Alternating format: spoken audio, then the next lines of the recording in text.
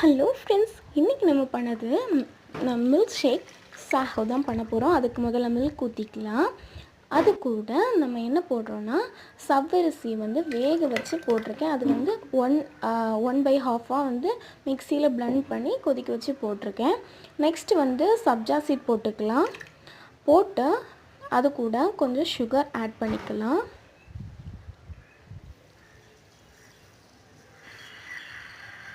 Add பண்ணியாச்சு. இப்போ கொஞ்சம் நம்ம இப்போ ரோஸ் எசன்ஸ் ஊற்றியிருக்கேன். இதை நல்லா இனி நம்ம மிக்ஸ் பண்ணிக்கலாம்.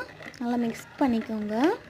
சூப்பராக இப்போவே ரெடி ஆகிடுச்சு. இப்போ நம்ம கப்பில் சர்வ் பண்ணி குடிக்க வேண்டியதான். செம்ம டேஸ்ட்டில் இருந்துச்சு.